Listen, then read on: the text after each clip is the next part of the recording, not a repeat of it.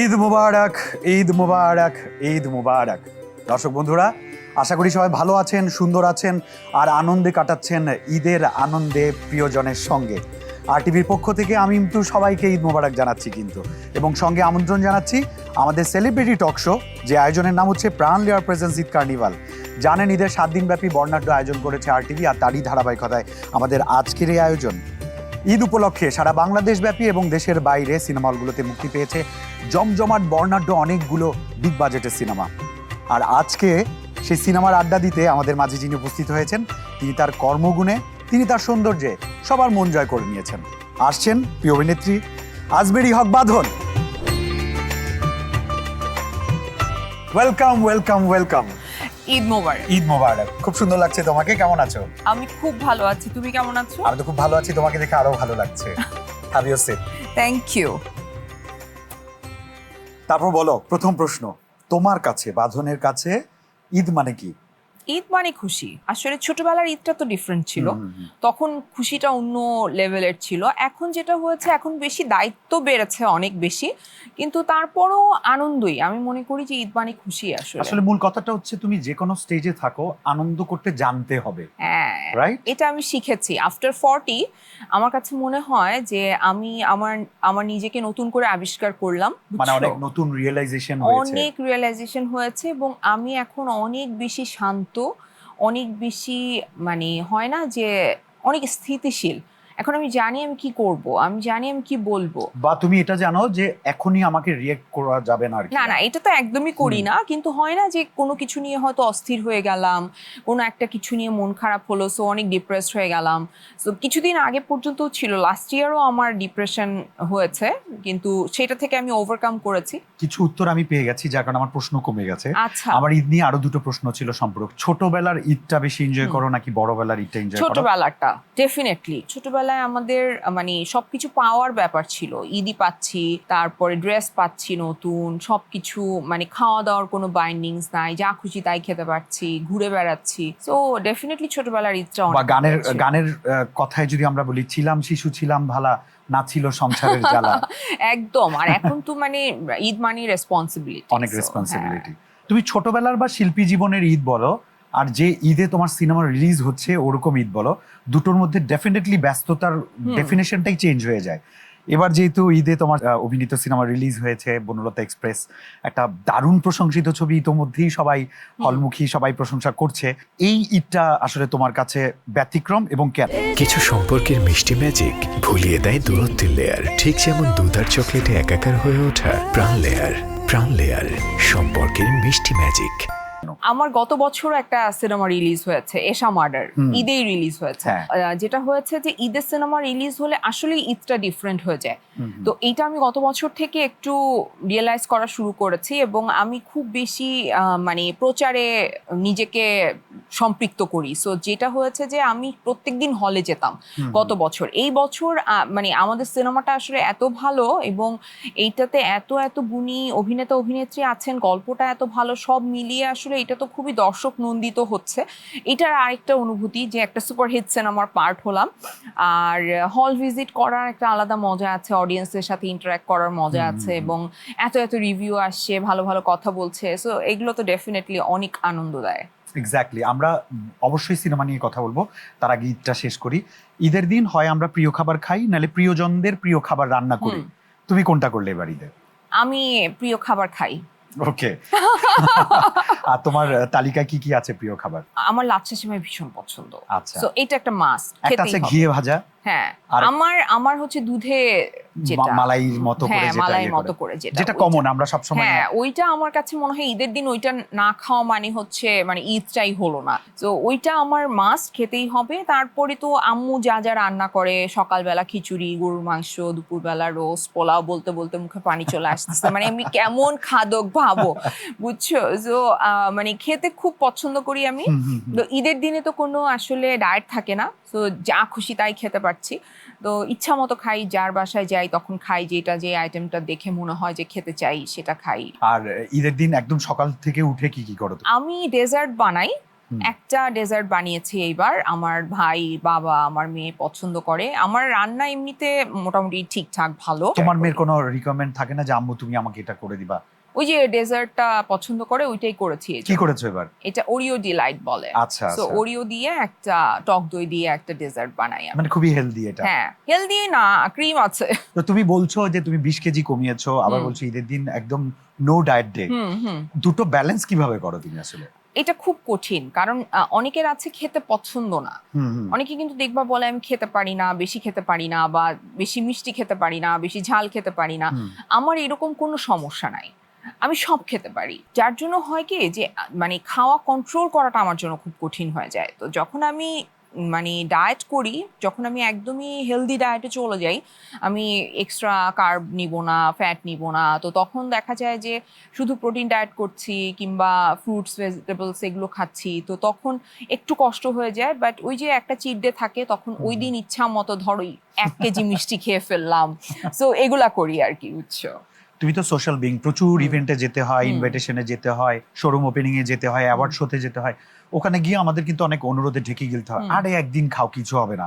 সব তো আমাদের ট্র্যাডিশনাল, ওখানে ওই যে মজাদার পোলাও থাকে, রোস্ট থাকে, বিফ থাকে, তোমাকে অনিয়ম করতে হয়। এগুলো পরে ব্যালেন্সটা কিভাবে করো? আমি তো এক্সারসাইজ করি রেগুলার, এটা যেটা জরুরি সবচেয়ে বেশি, এটা মাস্ট। মানে তোমার ওয়েট কন্ট্রোলে রাখতে কিংবা সুস্থ থাকতে ডেফিনেটলি তোমাকে কিন্তু এক্সারসাইজ করতে হবে, এটার কোনো বিকল্প নাই। সো আমি 2 ঘন্টা করে হাঁটি সকালে, তো এইটা প্রত্যেকদিন করার চেষ্টা করি। খাবার তো পরিমিত খাই, যখন আমি রেগুলার বাসায় থাকি তখন। তুমি মানে তোমার ডায়েটে খাবারটাকে খুব বেশি চাপ দাওনি, তুমি বরঞ্চ ফ্যাটটা ঝেড়ে ফেলাতে বেশি চাপ দিয়েছো। ফেলাতে, কিন্তু খাবারও চাপ দিয়েছি, কারণ আমার তো খেতে পছন্দ। আমি 3 বেলা বিরিয়ানি খেতে পারি। তো তুমি যদি আমাকে সিরিয়াসলি, এটা আমাকে বিশ্বাস করতে হচ্ছে, সিরিয়াসলি, মানে আমার বাবা মা জানে, আমার মেয়ে জানে, মানে আমাকে যদি কেউ বলে যে তুমি সকাল থেকে রাত পর্যন্ত শুধু বিরিয়ানি খেয়ে থাকবা, আমি জাস্ট তাই করতে পারবো। আরে মানে দর্শক দেখেন, আমরা একটা সেলিব্রিটি বাট মানে স্লিম ফিগারের নায়িকা পেয়েছি যে বিরিয়ানি খেতে পছন্দ করে। হ্যাঁ, কিন্তু পছন্দ করলে তো হলো না, আমি খাই না। আচ্ছা, মানে এটা হচ্ছে ট্রিকটা, যে মানে এটাই তোমার কষ্ট যে আমি এত পছন্দ করি কিন্তু আমাকে কম্প্রোমাইজ করতে হচ্ছে। এন্ড এটাই উইল পাওয়ারটা, যে আমি ওই ভালো লাগাটাকেও আসলে দূরে রাখতে পারছি। এখন ধরো সামনে 1 গামলা বিরিয়ানি আছে, তোমার অপশন হচ্ছে তুমি খেতে পারবা না, কিন্তু ওই খাবারটা তোমার সবচেয়ে প্রিয়। ওই সময়গুলোতে তুমি কি করো আসলে? যখন খেতে চাই না তখন একদমই আমার মাথায় ওটা আসে না যে খাবো বা কিছু, একদম ওভারলুক করো। হ্যাঁ, যদি খাবো মনে করি তাহলে 3 প্লেট একবারে। কেউ আর ঠেকাতে পারবে না, কেউ না। 3 প্লেট মিনিমাম, 3 প্লেট একবারে খাবো। কাচ্চি খেলে কচ্চি দেখা যাবে, এটা মাথায় রাখবেন একদম। আমরা আরো কথা বলবো, তোমার সিনেমা নিয়ে কথা বলবো, ঈদে আসা অন্য সিনেমা নিয়ে কথা বলবো, তার আগে একটু দর্শকের সাথে কথা বলি। দর্শক বন্ধুরা, আরটিভি পর্দায় আপনারা দেখছেন প্রাণ লেয়ার প্রেজেন্স ঈদ কার্নিভাল। আমাদের সঙ্গে আছেন আজমির হক বাঁধন। আরো আড্ডা হবে, সঙ্গে থাকবেন আপনারা। এই বিশ্বাস নিয়ে নিচ্ছি বিরতি পর দেখা হচ্ছে।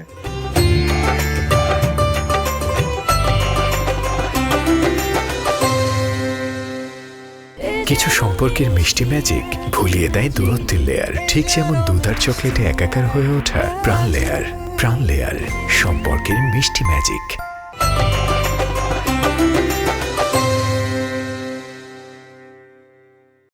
অলরাইট, বিরতির পর আরো একবার স্বাগত।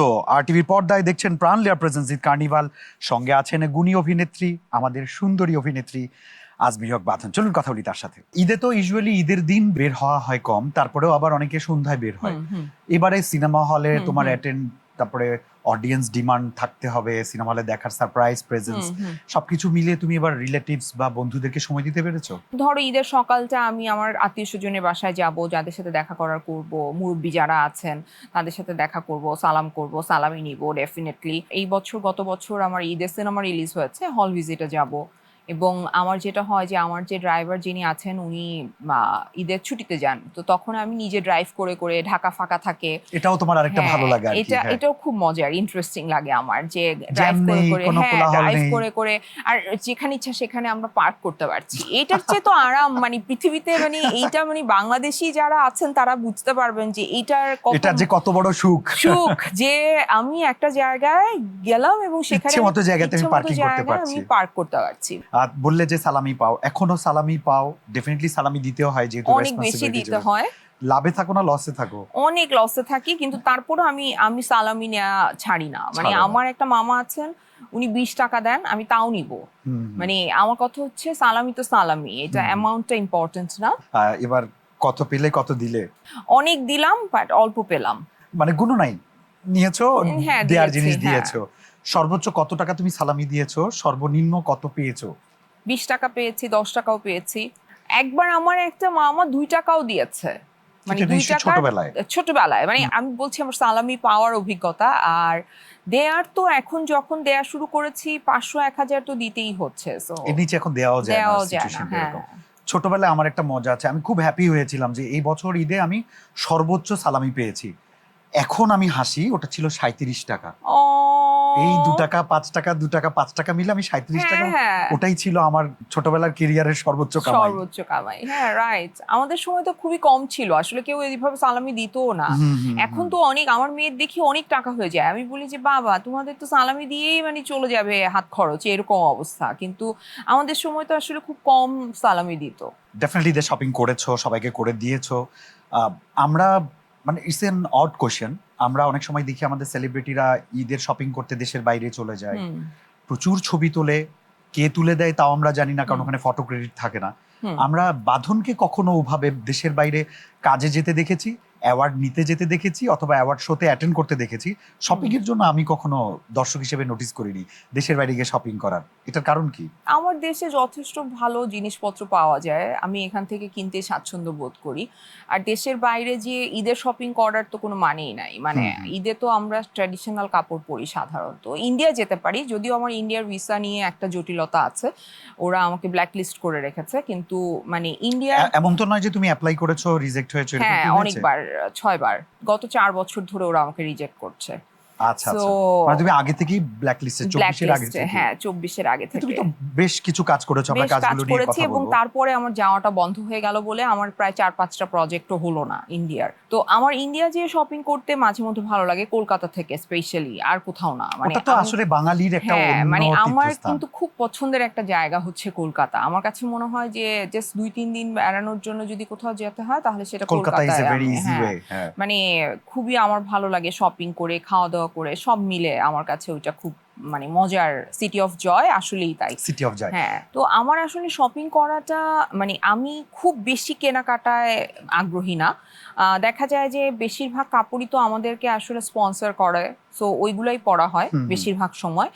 আর ঈদের জন্য আমি যেমন এইবার একটা কাপড় বানালাম, আমার একটা কাজিন ও ডিজাইনার সামিয়া মেজাবিন, ওর থেকে বানালাম। আমি আর আমার মেয়ে সেম 2 কালারের। আর একটা কাপড় আমাকে একটা ব্র্যান্ড থেকে দিল, আমাকে আর আমার মেয়েকে সেম। সো এই আমার যেটা পরে আছো ওশেন ব্লু, ওটা এইটা আমার অনেক আগের শাড়ি। আচ্ছা, কিন্তু দেখে মনে হচ্ছে একেবারে ঈদের জামা। না, এইটা আমার 17 বছর আগের শাড়ি।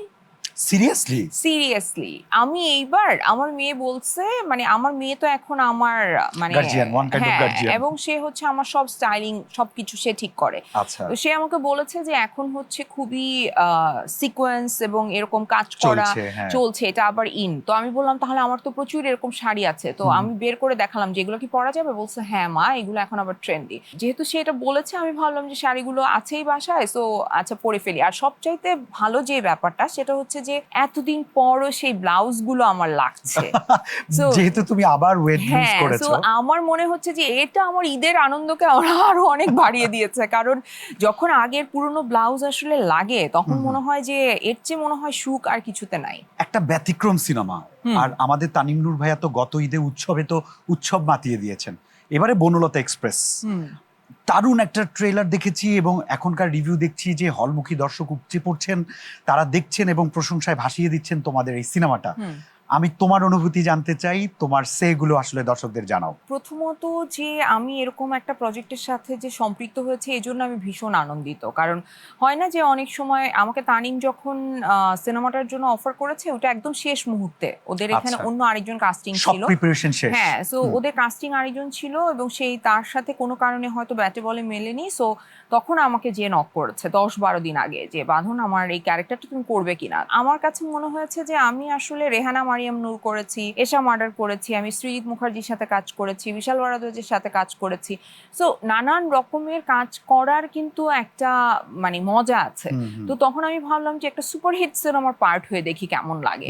হ্যাঁ, তো তারপরে চঞ্চল ভাই আমার কো অ্যাক্টর, আমি বড় পর্দায় কখনো ওনার সাথে আমি কাজ করিনি। আমরা আগে নাটক করেছি, প্রচুর একসাথে নাটক করেছি, আমি মোশাররফ ভাই, চঞ্চল ভাই, নিশো, অপূর্ব, আমরা অনেক নাটক করেছি একসাথে। হ্যাঁ, কিন্তু হ্যাঁ বড় পর্দায় এই প্রথম। তো তখন ভাবলাম যে ঠিক আছে আসলে। আর তারপরে এখানে আমার হাজবেন্ডটা ঠিকঠাক, মানে আমার তো পার্সোনাল লাইফে হাজবেন্ডের অভিজ্ঞতা অতি জঘন্য। হ্যাঁ, তো দুই হাজবেন্ডেরই মানে কুৎসিত অভিজ্ঞতা। তো সেখানে এরকম একটা হাজবেন্ড আমি পেয়েছি যে প্রপার হাজবেন্ড, যে কেয়ারিং, রেসপেক্টফুল, তারপরে তাদের কেমিস্ট্রি খুব ভালো। তো খুবই ভালো লেগেছে যেটা যে কোনো মেয়ের জন্য একটা ড্রিম। হ্যাঁ, কারণ মানে আসলেই ওদের যে কেমিস্ট্রিটা এখানে দেখানো হয়েছে সুরমা এবং তার হাজবেন্ডের, এটা মানুষের ড্রিম, আদর্শ কাপল। হ্যাঁ, মানে হয় না যে এরকম কেমিস্ট্রি সবাই চাইবে তাদের রিলেশনশিপে। এইটা একটা খুব ইন্টারেস্টিং ব্যাপার ছিল, আমার আগ্রহের একটা জায়গা ছিল। আর হুমায়ুন আহমেদের গল্পে কাজ করতে পারবো, আমি তো হুমায়ুন আহমেদের অন্ধভক্ত। মানে আমি কিন্তু লাক্স চ্যানেলে সুপারস্টারে নাম লিখিয়েছিলাম হুমায়ুন আহমেদের সাথে দেখা করবো বলে। আচ্ছা, তো আমি হুমায়ুন আহমেদ স্যারের সাথে কাজও করেছি 2.5 বছর, মানে টানা 2.5 বছর আমি শুধু স্যারের কাজ করেছি লাক্স থেকে বের হয়ে। তো কিন্তু স্যারের সাথে আমার সিনেমা করা হয় নাই।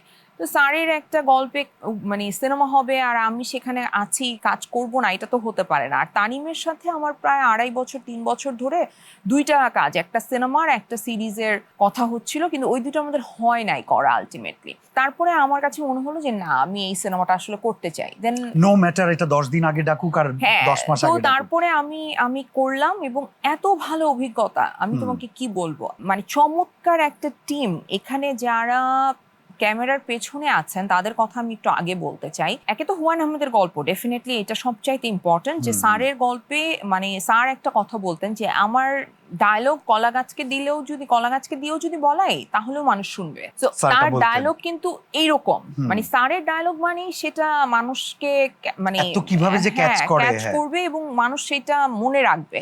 তো স্যারের ডায়লগের সাথে স্যারের গল্প থেকে যখন এটা স্ক্রিন প্লে করেছে যারা, সামিউলার স্বাধীন অসম্ভব ভালো করেছে, মানে সেটা অ্যাডই করেছে স্যারের লেখাটাকে। তো সেইটা একটা খুবই ভালো ব্যাপার। আমাদের সিনেমাটোগ্রাফার ছিল পলাশ, মানে আমার দেখা সবচেয়ে শান্ত স্বভাবের মানুষ।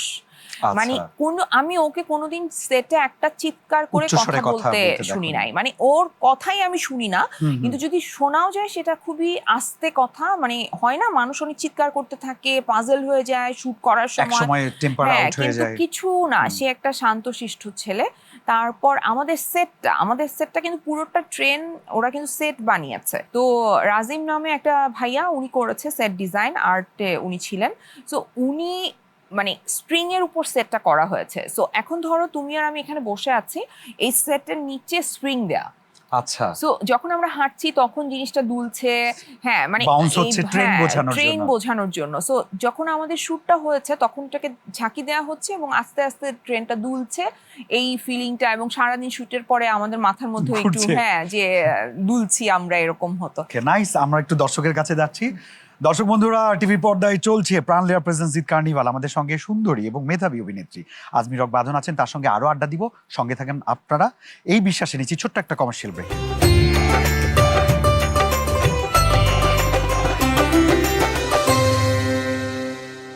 কিছু সম্পর্কের মিষ্টি ম্যাজিক ভুলিয়ে দেয় দূরত্বের লেয়ার, ঠিক যেমন দুধ আর চকলেটে একাকার হয়ে ওঠা প্রাণ লেয়ার। প্রাণ লেয়ার, সম্পর্কের মিষ্টি ম্যাজিক।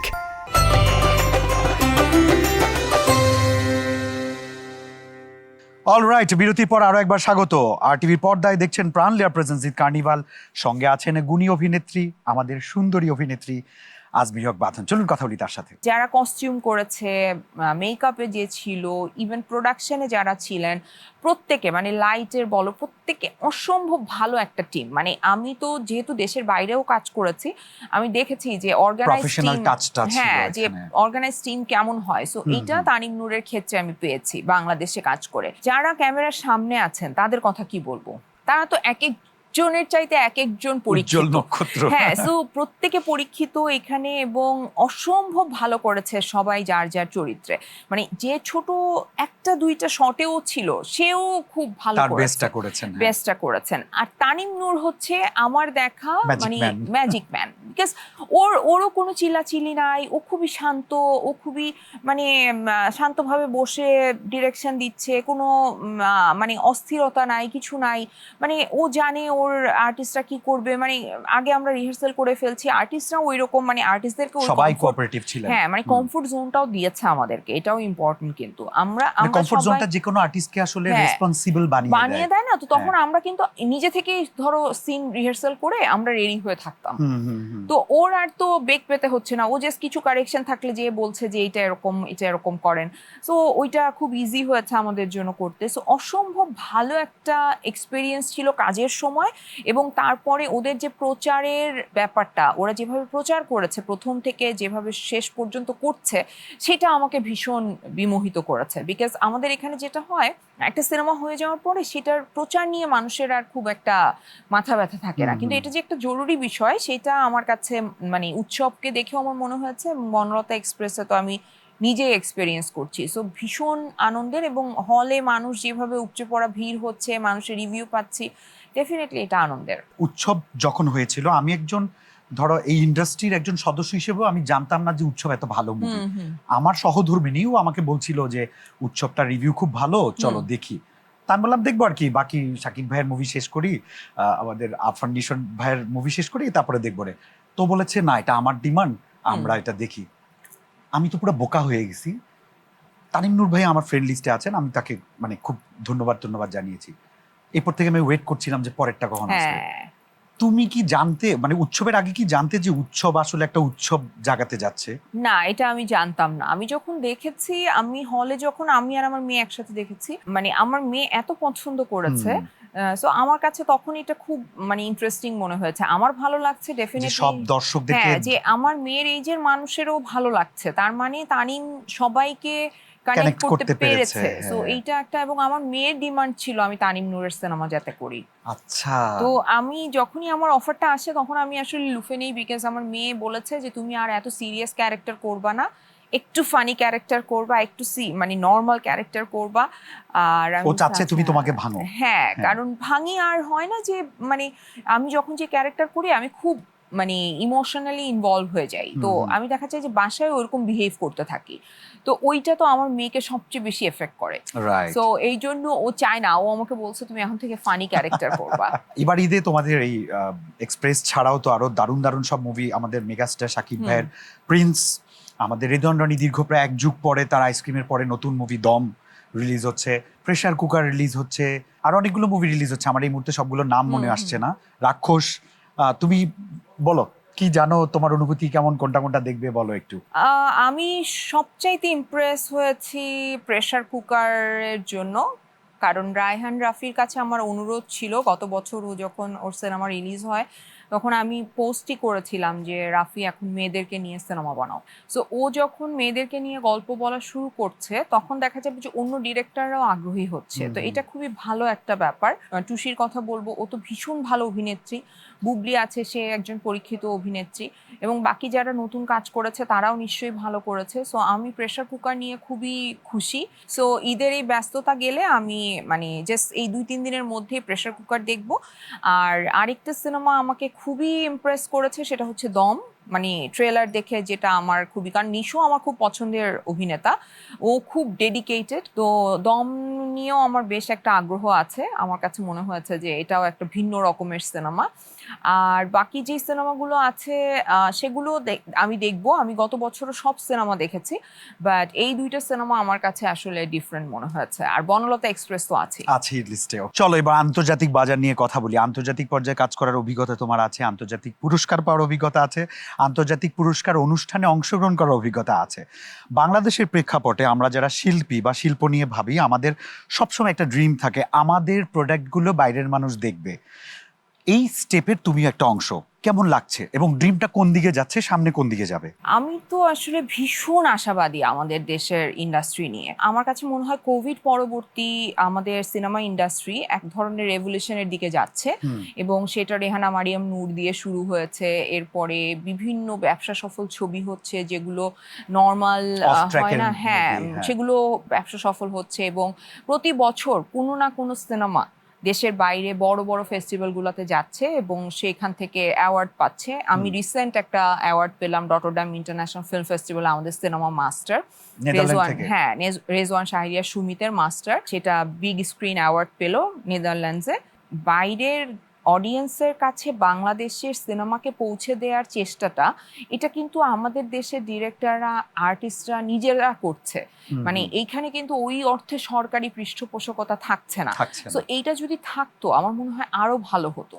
আমরা খুব আশাবাদী, গল্পে আসলে আমাদের গল্প শেষ হবে না। না, একদমই দারুণ একটা জমজমাট আড্ডা দিলাম, আরো আড্ডা দিতে পারলে ভালো লাগতো, কিন্তু আরটিভি তো ব্যাক টু ব্যাক অনেক ঈদের আয়োজন আছে, সো এখানে শেষ করতে হচ্ছে। আমি খুব কৃতজ্ঞ যে তুমি ঈদের এত ব্যস্ততা, তোমার সিনেমার ব্যস্ততার মাঝেও আমাদের সময় দিয়েছো, তোমাকে অনেক ধন্যবাদ। আবারও ঈদ মোবারক। তোমাকে ধন্যবাদ, আমাকে ডেকেছো। আর টিভিকে তো অনেক অনেক কৃতজ্ঞতা, এত সুন্দর একটা প্রোগ্রাম। বিকজ তোমার সাথে আড্ডা দিয়ে এতক্ষণ সময় যে চলে গেছে আমি কিন্তু বুঝতেই পারিনি। হ্যাঁ, সো খুব ভালো লাগলো। আর দর্শক যারা আমাদেরকে এতক্ষণ দেখেছেন সবাইকে ঈদের শুভেচ্ছা। প্লিজ আপনারা হলে আসেন, হলে এসে বনলতা এক্সপ্রেস দেখেন, আপনাদের অনুভূতি জানান। এবং আমার একটা ওয়েব সিরিজও রিলিজ হবে 26শে মার্চ আই স্ক্রিনে, চক্র 2। ওইটা দেখেও আমাকে জানান কেমন লাগলো এবং আমার জন্য দোয়া করবেন। ভালো থাকবেন, ঈদ মোবারক। ঈদ মোবারক। দর্শক বন্ধুরা, ঈদের আয়োজন আপাতত এখানে শেষ করতে হচ্ছে। প্রাণ লেয়ার প্রেজেন্স ঈদ কার্নিভাল নিয়ে আগামীকাল সেম টাইম সেম চ্যানেল আবার হাজির হব। তবে অতিথি থাকবেন ভিন্ন, বিষয় থাকবে ভিন্ন। দেখার আমন্ত্রণ জানিয়ে বিদায়।